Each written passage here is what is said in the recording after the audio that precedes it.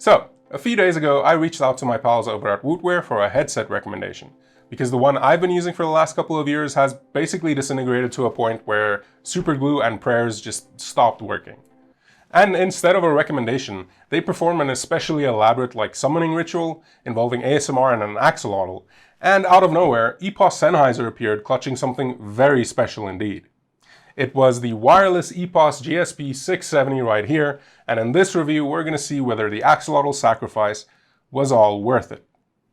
But before that, what's definitely worth it is buying the 670 or anything else you need using my Amazon affiliate links in the description down below. Or if you're in South Africa, make sure you're getting all of your tech stuff at Wootwear.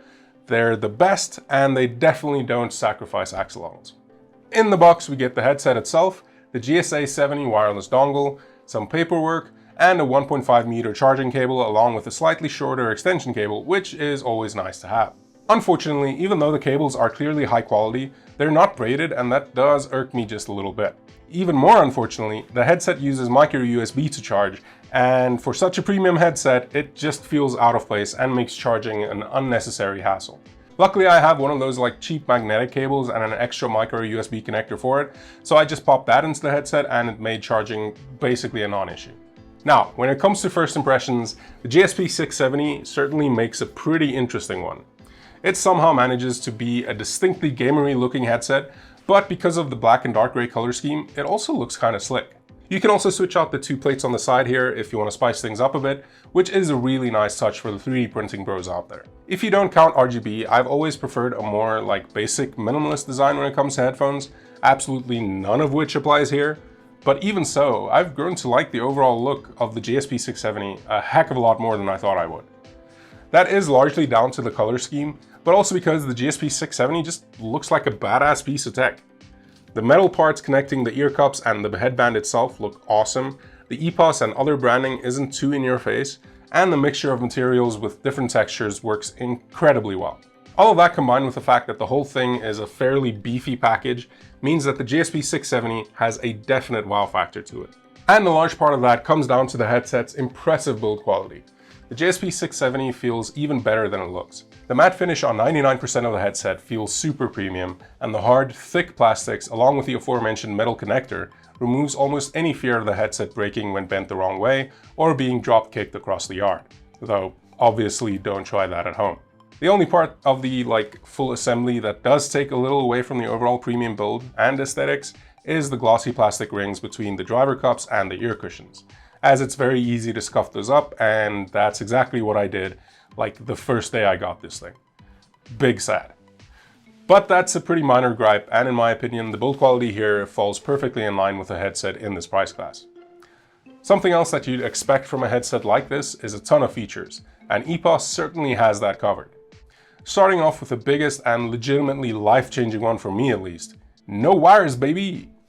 I've never personally owned a wireless headset before, even though I've had hands-on time with a couple, and man have I been missing out. The included GSA 70 wireless dongle allows for low latency connection to PC and certain consoles, and to sweeten the deal a heck of a lot more, the GSP 670 also comes with Bluetooth built in, letting you connect to almost any device you want, except for Microsoft's new consoles unless you want to fiddle around with adapters. The freedom afforded by these wireless options has been a legit game changer for me. I have the headset connected to my PC via the dongle, then when work's done I pop over to my HTPC for some Cyberpunk, and after rage quitting I switch over to my phone blasting some In Flames into my ears while cleaning the house and breaking dishes. All happening pretty much seamlessly.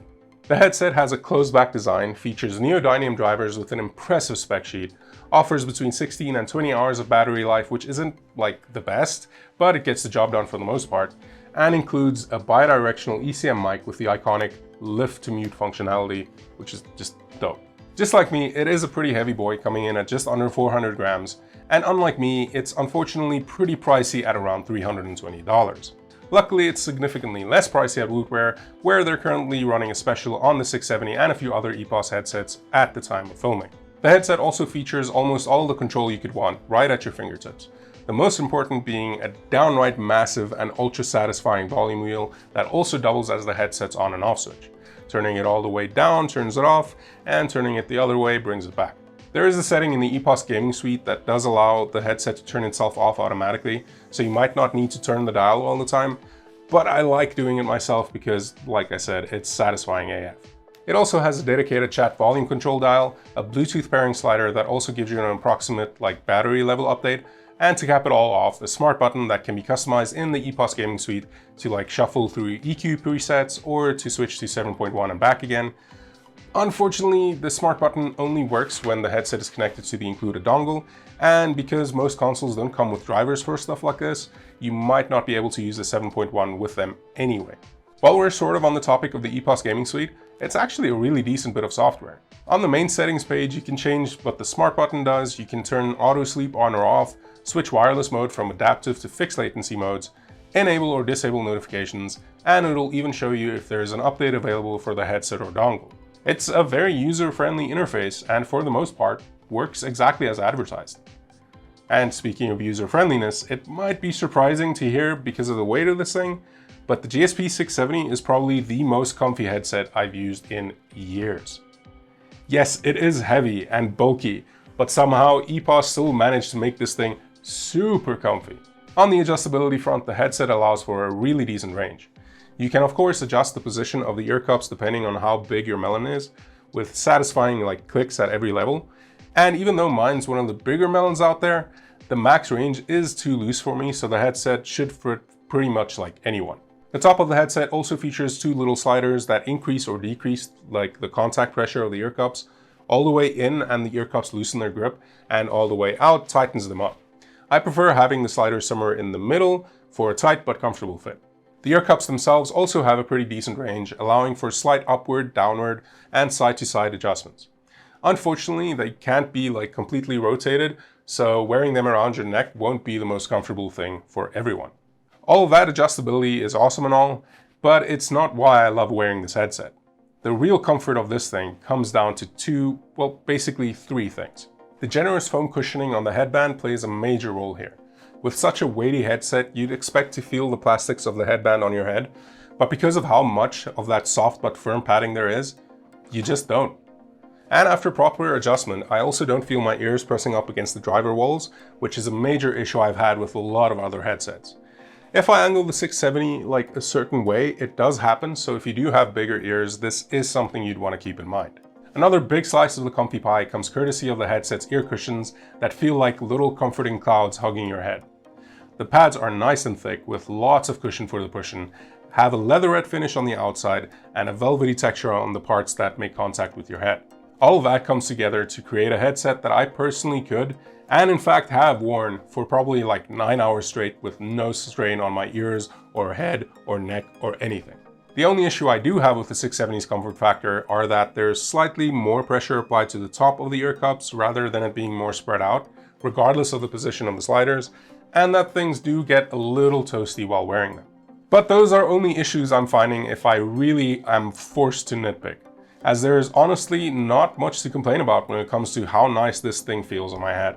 Something else I'd need to dig super hard to find any issues with is the audio quality the GSP 670 has going on here. I mean, I'm no stranger to fancy schmancy, high fidelity, super tuned headsets. I've tested a bunch of them before I even started this channel, and still somehow this thing impressed me. The GSP 670 might just be the best sounding wireless gaming headset on the market right now, and certainly the best one I've spent time with. And I honestly wouldn't be surprised if it's even better than 90% of other wired gaming headsets out there too. This thing goes hard, loud, and does it with surgical precision. It's one of the few headsets I've used that can go louder than the volume I can comfortably handle, and doesn't lose any definition even with the volume turned all the way to the max. It's also very well sound isolated, which depending on your preference is either a good or a bad thing. In my case, it's a very good thing. The headset has an almost perfectly balanced sound signature with no one frequency taking anything away from the other. The bass is deep, warm, and satisfying, as well as being super punchy. The mids are clear as day and packed with all of the detail you could ever want, and the highs are about as crispy as can be. All without relying on software like a lot of other headsets do. I'm not usually the biggest fan of presets, and I always end up tinkering with the EQ to dial in my own configuration, which you can do in the software, but I just didn't feel the need when it comes to the 670. The flat EQ is great for when I'm editing videos or watching YouTube, and the music preset adds like that little touch of extra bass I prefer when doing anything else. The esports preset with a virtual 7.1 like active by default, I found that to be a little too aggressive. I played a few competitive shooters with it on for like a couple of days, and while it definitely does help single out enemy movements and makes it easier to pinpoint where the sounds are actually coming from, it's just not for me. I prefer the flat stereo profile for shooters, which still gives me a great wide soundscape, especially for a closed back headset, while also not making the rest of the experience sound a little poopy. And speaking of things sounding a little poopy, I wasn't expecting a lot from the mic on this thing, since, it's a gaming headset and because, it's wireless. But I was actually pleasantly surprised by this thing. And what you're listening to right now is the mic on the GSP 670 without any post-processing applied except for maybe some volume adjustment. And honestly, I think it sounds pretty dang good. There is a bit of a background hiss going on, and it does sound a tad nasally, which could just be my voice like being kind of nasally, but for the most part, it's really not bad. Switching over to the microphone section here, I actually have the gain set to 75%, just because I noticed that in OBS, which I'm using to record right now, it does start clipping at above 80% or so 75% is about my sweet spot. Now, the EPOS Gaming Suite also includes a couple of features like the voice enhancer section over here, which has a few presets for the mic. The warm preset is the one you're listening to right now, and it's a slight but noticeable difference, making my voice come through a little less tinny, and it kind of has that podcast feel to it. The clear preset, which is the one you're listening to right now, is kind of the exact opposite of the warm preset, boosting the mid and high frequencies by quite a bit and dropping the bass almost way down. It could be useful for some, but I just don't think it works for my voice, in my opinion. The software also has a noise cancellation section for the mic, so I'm just going to start typing on my somewhat loud Cherry MX Brown keyboard while talking, and let's go ahead and switch over to 50%.